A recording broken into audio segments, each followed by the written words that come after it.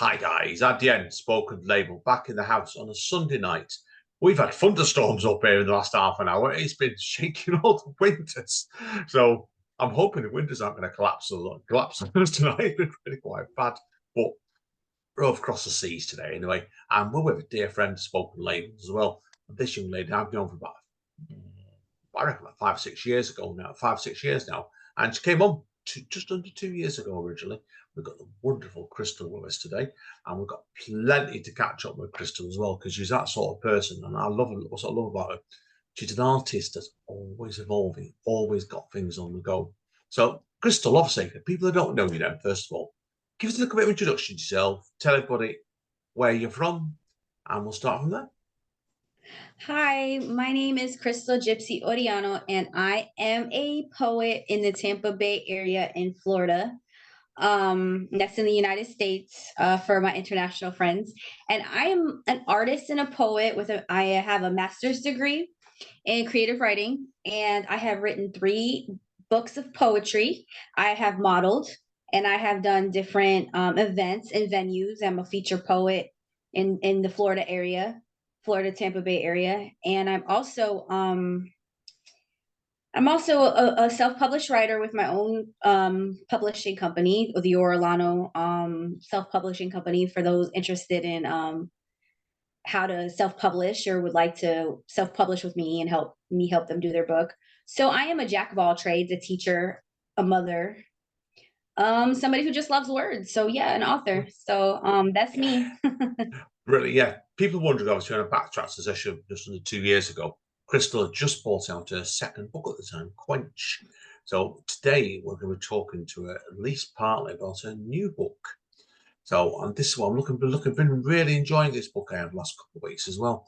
Really good book as well. And I've already made Krystal blush off camera already. I was saying this is probably my favourite book of hers so far, this one. So it's absolutely a tremendous book.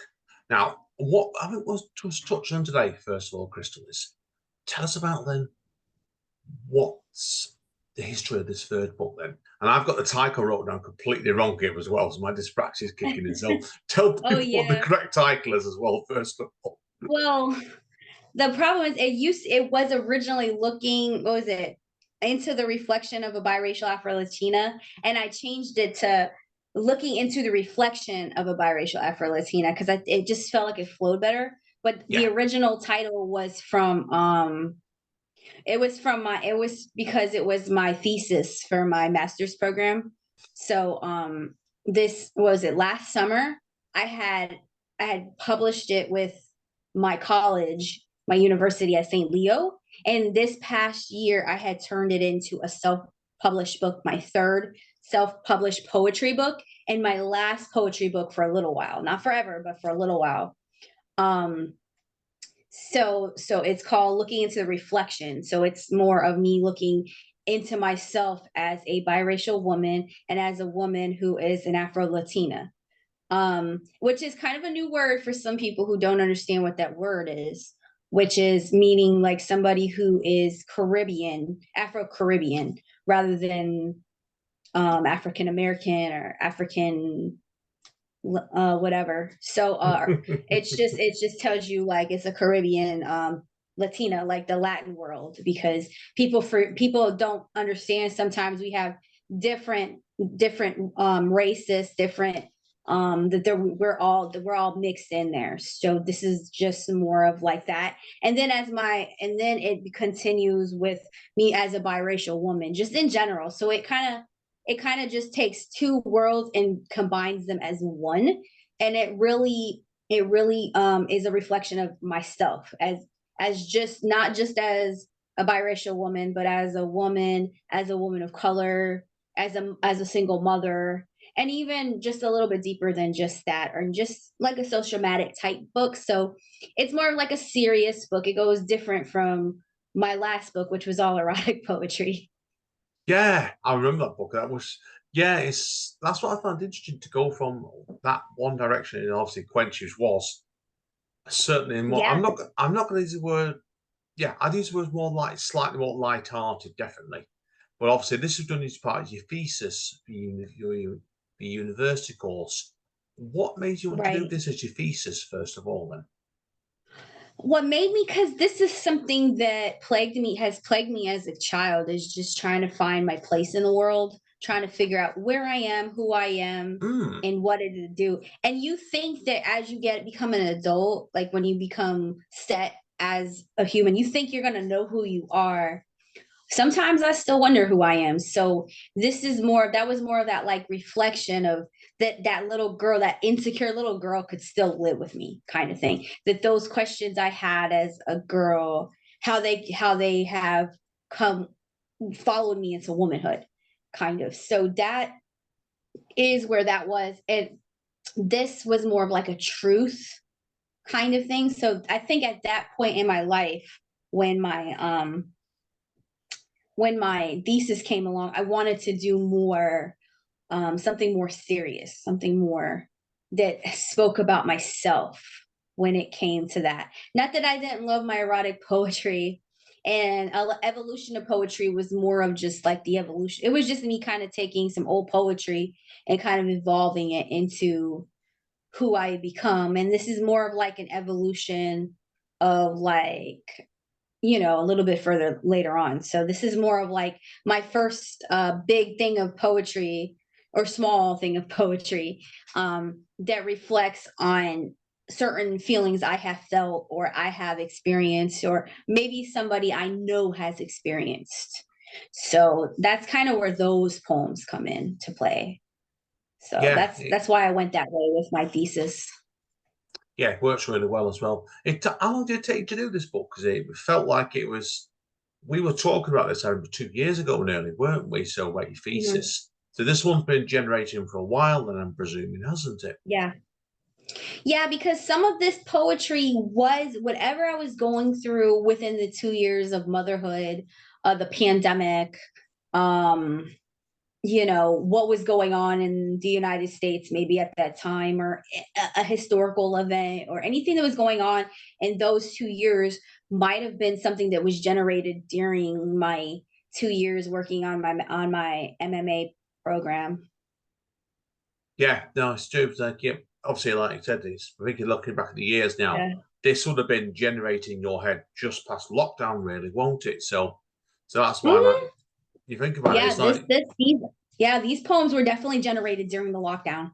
A lot of them were. I think I even have one in there called Pandemic or something of that nature. I can't even remember. yeah, so let's just do a live check next time. I have to be honest with you. This is where my shit for brains kicks in now as well. So yeah, I knew there was at least one in here about obviously pre-giving birth to your son straight away as well. Yeah. I can't see anything about lockdown titles, but again, I'm prepared to be told wrong on Yeah. that. So, but yeah, so it's how does it compare then? Do you looking back at this third book now, in contrast to Quench, your second book, then do you think yourself looking at them now hand in hand? They're completely different books, I think, actually.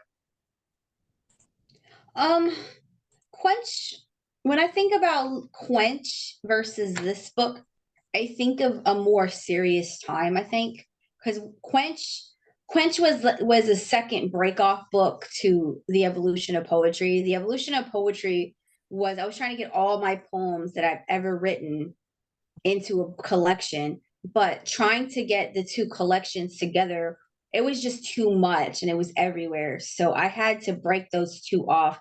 And I really spent 5 years working on two books almost, because I started my journey with Evolution of Poetry in 2018. And that one was done, I think, even in the middle of 2019. So by 2020, when I was going to put out Quench, a lot of things got backed up because of the pandemic. Everything shut down. So I ended up doing that one in 2021 more often. So while I was even starting this book, I was still trying to complete Quench. So they kind of went back to back, but it feels like it takes about 2 years to get one poetry book out for me, just to get it done, the self-publishing, the photo, the editing. It's especially because I publish it myself. I don't go through anybody. So I do it all myself. So it might take a little bit of a longer time because I front the money myself. I always front the money. and then the shipping and handling. So it just seems to be, it's a lot of work to get just one poetry book out by yourself, but it's Oh yeah, possible. And completely this as one, well. yeah, and where my mind was during this book was at a little bit more of a serious place. Like it wasn't like it wasn't so much about love as it was about questioning self and having a lot more time to think about reflection, which is kind of basically the theme, is reflection of self rather than an evolution, rather than a growing, an inner question of who you are, on a Yeah, deeper level. I think you have to, because I think when you get to the stage, you've done a couple of books, and I was like this when I did my third book. The first one was like the initial rush. Then it's things move off in a different side direction. I think the second one, the Right. third one's where it starts getting to the real meat and bones, really. And I think this is where your Right. book, I think you really can see you as you're evolving as a writer in this third book straight away. And I Thank you. absolutely loved seeing the bit of prose crop up in the book as well. Because No. that was great because it showed like you're expanding the way you look at your work as well. It's absolute tremendous stuff. So really, Yeah. really good luck with this book Those straight away. those 2 years in college, like to go back and get my master's degree and to sit there and just have a chance to just study poetry for 2 straight years during a pandemic, like to go even deeper was definitely it really helped me step up my writing skills. It really helped me look into who I would become as a writer, what I want to do, how I can expand, because it doesn't matter how old you are or how long you've been writing. It never really hurts to like those retreats, those moments where you can sit down and just write, and those moments where somebody criticizes your work, tears it apart, says they don't get it. Yeah, And yeah. really like, because I got a lot of that. I got a lot of that abuse in my master's program. But it also helped me kind of like understand how people outside of my audience may see my book. So it was helpful. It was helpful, and it really increased how I wanted to put it into this book for sure. No, brilliant. No, can't believe it. It's a tremendous book it was. I was gonna say as Thank well, you. you're telling me off mic before as well. I'm really, really pleased to hear about other bits and pieces that you've got going on at the moment as well. Because when I was reading back this book before, I thought this was your most rhythmic book to date. And then you just told me we were getting set up before. You're actually now in the process of doing an album as well, aren't you? And I thought Yes. myself, I thought it had to come next to an album after that third book straight away, Yeah. because I could definitely see it being performed on stage. Who knows? Maybe with a band even behind you. I don't know. Right. Yes. That's yeah. I know 2 years ago I had like other goals that change sometimes. It's funny how that happens. But I had an opportunity to go into the studio in November and December and record 14 tracks, 14 poetry Wow. tracks. Wow. 13 I did by myself and that are just me. And one track is with me and Miles' dad. And it's he was rapping on it and I was doing poetry against rap music. So it's a really, that one is like already made with music. So I have like one feature on there. And the rest is just poetry.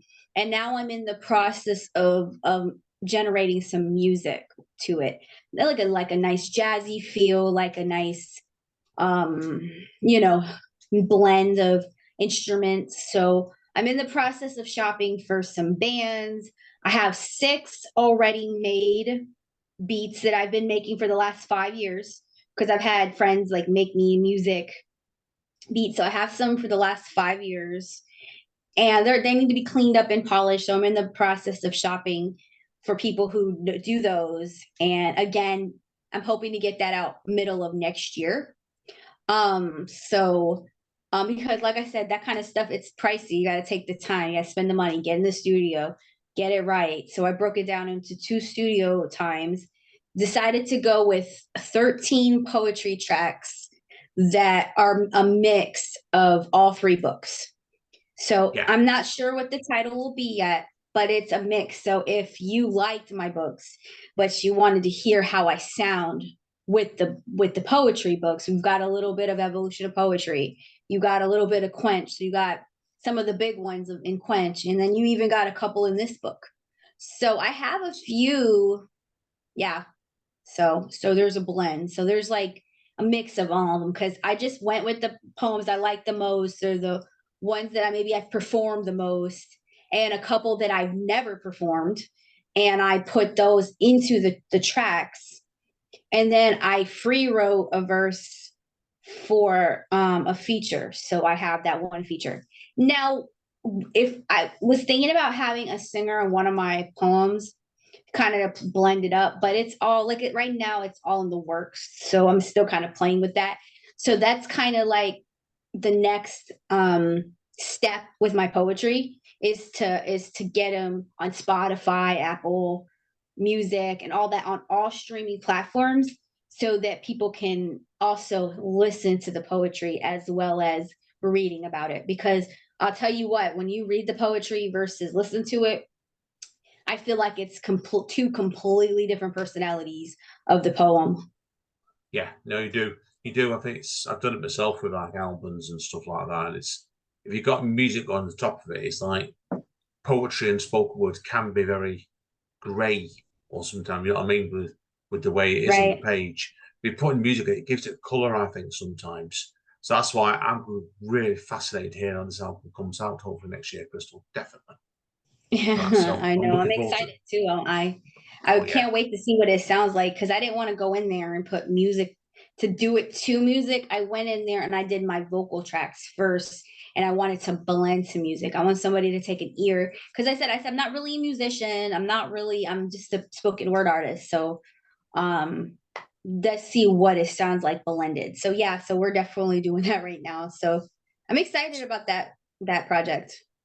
Yeah, understandable as well because it's a major step forward, I think, for yourself. Now, last time we spoke as well, you were telling me as well, obviously, like you're working on your memoir at the moment as well, still, aren't you? Yes, I've been in the works of thinking about writing a memoir, and I'm actually in the progress of putting it together chapter by chapter. So right now, after I finished up with my um after I finished up with my last poetry book, the looking into the reflection of a biracial Afro-Latina, I'm actually looking at a memoir that circles around this, that's a more written emotion of my life. So it includes my son, it includes, my feelings towards some of my family, like how this worked out like this, talking about abuse and mental health and identity and sexuality and just a little bit of just everything, and my son being a young Black man, and what it feels like for him to grow up, and how I would do things differently than the people before me, my parents before me, and what I've done the same, and what I feel bad about, and just a little bit of everything that brought me to this place here as a single mom. So the memoirs definitely has to take a journey within my whole entire essence, my whole entire being, to try to, kind of figure myself out. And it seems to be circulating around my son. That's kind of like where that's going. But I'm still kind of taking that journey. So yeah. So I just started. I think I'm on chapter 4 now of my memoir. And I've been writing it for about a couple months or so. Good. Well, So yeah. fingers crossed here, that definitely. So let's hope it doesn't take you too long to get it complete, but definitely good luck with that. Now, we were talking last time we spoke as well about your novel as well, weren't we? The Lover's Yes. Passion Lounge as well. I think Lovers. that's gone on hold a bit, hasn't it? As I seem Yeah. to recall. I hate to sound like this. I hate to be that writer, but that book, I am like in the middle of that book. And Right, yeah. I will get into that book. I will do a couple of chapters and then I will stop. And then I'll go and I'll do another. And then so that book is still being written, but I put it down. I put it down to focus on my memoir. And it seems like I have been trying to write this book for like 10 years, Oh, but we're blimey. hoping. You'll get there with it. definitely get her a bit. I think some.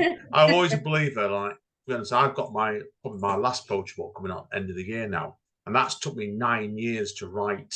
It's a case of I kept getting distracted, or you know what I mean, kept pulled into other projects Yeah. all the time, and it's sometimes I like that. Some books they take you tell us, oh, we're going to make you work on me hard. You're going to take your ages to get me completed, definitely. So, but you will, Yeah. like I said. So, Yeah. but I've also want to talk to you as well, because obviously, like last time we talked, you were obviously, like you said, you were doing your masters, weren't you, last time? And you're now going to go into your PhD in your writing next, aren't you, as well? So, Yes, I am now officially in my PhD doctoral program. And that actually did just start this past semester in May. So I'm actually almost done with my first class and I'm passing it. So yay. So yes. So I am officially in my doctoral program. This one is not a writing doctoral.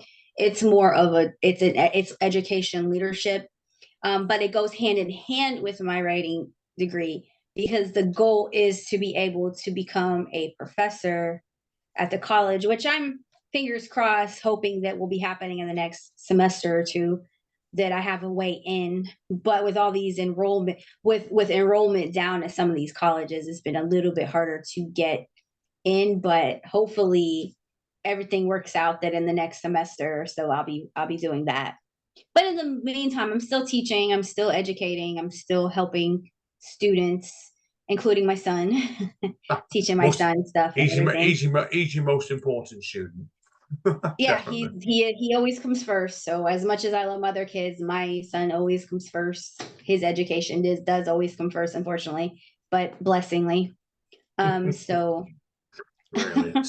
No, like I said, it's like it's great actually seeing you where you are as your journey as a creative person as well as like it's do you actually get time to do any modeling nowadays, or are you probably not got time yes, for that, have yes, you? I did a cover shoot. I did a modeling for Christmas. I did this past December. I did a sexy shoot for Christmas, and they're on Facebook. So I did a couple photos there. So I did a photo shoot there, and then I did a new photo shoot to launch this book. So if you hold out, I have some photos that I have promotional photos with this book here.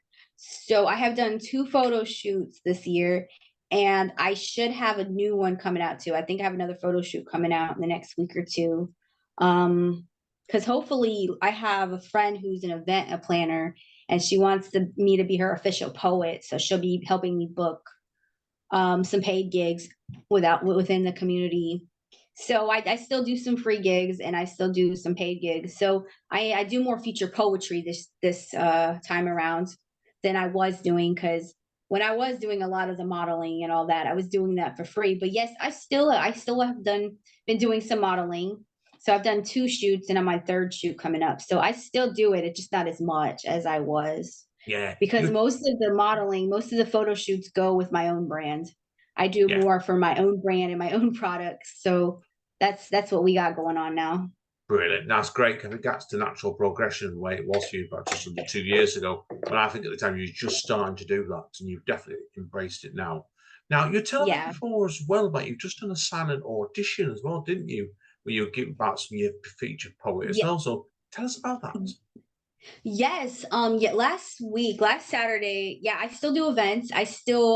I'm a featured poet. I do a lot of events in the community. So when they have specific ones, I do those, and then I get a table. I get a lot of tables. So there's been a few where I've done modeling shows where I'm the featured poet at modeling shows rather than modeling in runway. Now I actually do feature poetries at modeling runways, magazine places. Last week was one of our mayors here in Brandon.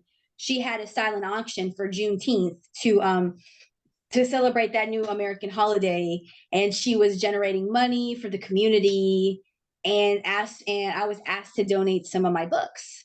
So to a silent auction. So somebody auctioned off my books, won them, got the Wow. books, and I took pictures of that. Um so that I was the featured poet last week at that event. And it was my first silent auction. So that was kind of fun to see how how people bet for different gifts, and that my poetry, if you go to my Facebook or Instagram page right now, I actually did like one of those, like, hey, here's the basket, here's my basket, and here I am smiling. So I do have that as my book, as my as my picture right now. And next week I'll be doing another feature, poetry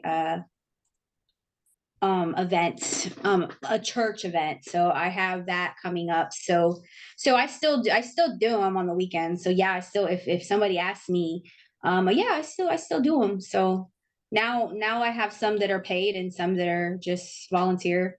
So last week was more of a volunteer type one, but it was exciting. So yeah, we still do that in the communities. We still do those, and I still have magazine publishings. I just got published in an Atlanta magazine a couple of weeks ago.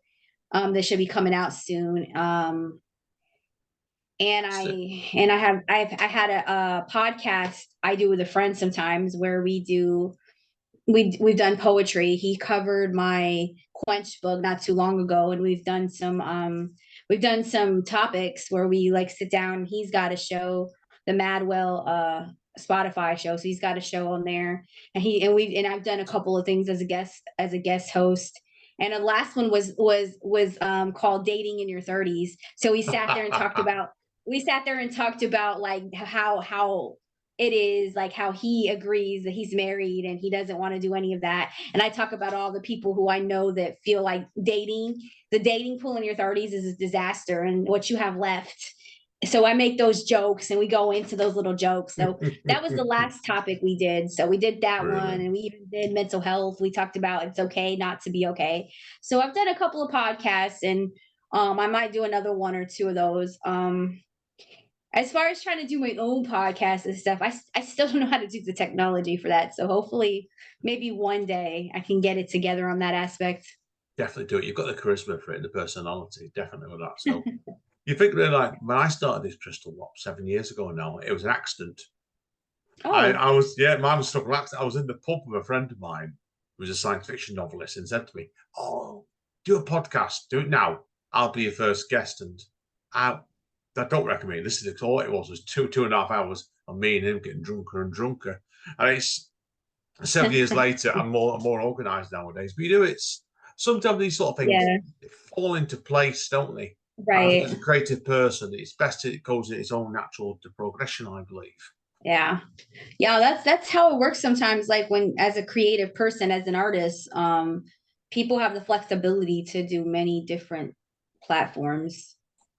Oh, definitely that one. So, where would you like to see your creativity being in, say, 5, 10 years time? Then, do you have any sort of real long-term Five, plans ten in mind? years time. 5, 10 years time. See, we're I going would down. We're like going to down. We're say going down science fiction time now. science fiction time. I would like to say I'm a bigger artist. I would like to say that my books have been, I get a book deal and I get some good, and I get lots of money. I would like to see that in 10 years. I would like to see me successfully finish my PhD and be working at a university full time, with books. I would like to say my memoir and my novel are done in 10 years from now. And maybe I'm working on a new novel, and I would like to see maybe a couple of albums of poetry successfully done. I would like to see a lot of different paths, like certain things completed in the next 10 years, and basically to just continue to be a success. I'm hoping to Oh, continue definitely, to elevate to the definitely, next level. definitely, and Um, hopefully, you've been on Spoken Label 2 or 3 times in the next 10 years as well, again as well. course, of course. As long as Definitely. you're on my Facebook now, you should be good. Oh, and I can't see Spoken Label stopping, and I can't see you stopping either. Definitely with that one. So, No, what definitely not. what we'll do, Krystal, we'll wrap up part one here. Definitely, I want to give you a chance to read out a few pieces from your new book in the second half. So, okay, where can people get hold of you if they want to find out more about you? First of all, You can get a hold of me at Instagram at Krystal D Pride 86. You can get a hold of me at Krystal Orellano on Facebook, or Krystal Orellano on Twitter. YouTube, Krystal Orellano, Krystal Gypsy Orellano. Um, you can get my books on Amazon. They're on Amazon, and you can also go through my website, which is in my book, Krystal Dawn 285 285. Hold on. It's Krystal Don 285 at yahoo.com. You can email me there, 28 Krystal Don 285 at yahoo.com. Or that's also my wix.com, where you can also find me on my website. So you can find me on multiple platforms for sure. So yeah. So I'm all over social media. You can even find me on TikTok. Oh, Krystal Orellano. So no, I'm no, all over. I'm on every single platform. I meant to ask you about TikTok as well, because I joined it briefly in the end. I've just lost track of time after that. How do you feel about TikTok? Because obviously, like you I said, like you're TikTok. in your 30s. I'm in my 50s. Like I feel genetic going on there. So I wonder what you're like with it. I'm not into TikTok dances. Oh God, But I don't get that. I like TikTok. It's a good platform. I mean, like it's a place to put my. It's just like another YouTube to me. Only like, you know, a smaller, like extended version of that. It's a place to put like videos of my son and me, poetry. So as far as spending hours upon hours on TikTok, I won't. I'll go on for 5-10 minutes. There's a couple people I enjoy their little pages there. It's very entertaining. But as a poetry platform, I like it as a poetry platform. So I just, put my poems on there. Sometimes I'll edit videos and then I'll put them on other platforms from TikTok because it's an easy little editing, little fun tool. I think that it's more of where the future is going versus YouTube, like how YouTube was the thing 10 years ago. TikTok is more the thing. It's so big that the governments want to ban it. Yeah, So I've heard that tells you when governments want to ban platforms, they're probably doing something right. I don't know. I don't want to say for sure, but No, I agree. I agree because completely. I think Yeah. I mean, just like any platform, it can have its dangers if people, spend too much time on it or communicate with people they don't know for sure. I mean, I find myself having to block weird things on any platform, so if I don't know you and you get a little too like weird or whatever, I might block you. Like I don't Oh, have a no. problem blocking you.